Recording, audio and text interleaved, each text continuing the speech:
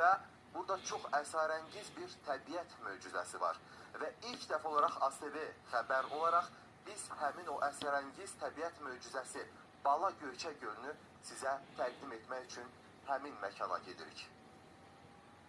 Bala Göyçə gölü Buğda dağın ətəyində yerləşir. Erməni təxribatçıları gölü və ətraf əraziləri atəş altında saxladığından bu təbiət möcüzəsinin suyundan, gözəlliyindən məhrum idi hər kəs. Bu su adi su deyil. Bu suda illərin həsrəti var. Və nəhayət müzəffər Azərbaycan ordusu bizim bu həsrətimizə son qoydu. Və biz buradayıq, Bala Göyçədə.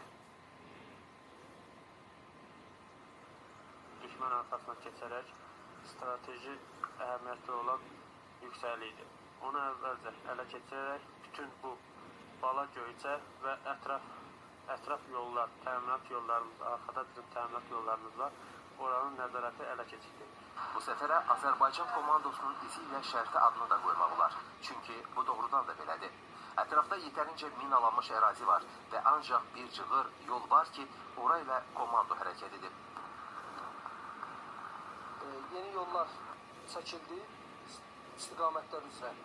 Həmən yolların təmizlənən zaman piyada və tank əleyhinə minalar aşkara çıxdı. Düşmən zaman-zaman gəlib soxulduğu ərazilərdə yanmışdı. Biz öz döyüş mövqelərimiz istiqamətlərinə atəşkəs altında saxlayıb, atəş açırdı.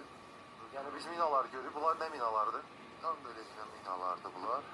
Və yaxud da gördüyünüz onlar piyada əleyhinə minalardır. Bax bu əraziləri, yəni mühəndis işləri görülə bunlar ərazidən təmizlənib çıxarılıb. Belə düşmən də strateji yüksəkliklərdən tam şəkildə uzaqlaşdırılıb, hal-hazırda biz təhlükəsizlik şəraitindəyik. 44 günlük vətən müharibəsində olduğu kimi bu il sentyabrın 12-14-də keçirilən əməliyyatda Azərbaycan ordusunun qələbəsini həzm edə bilməyən Ermənistan öz əməlindən hələ də əl çəkmir. Yenə təxribatlar törədirlər. Bəli, düşmən həmişə təxribat törətməyə can atıb çalışır, bu dəqiqədə çalışır. Atəşkəs rejimini tez-tez pozurlar olar.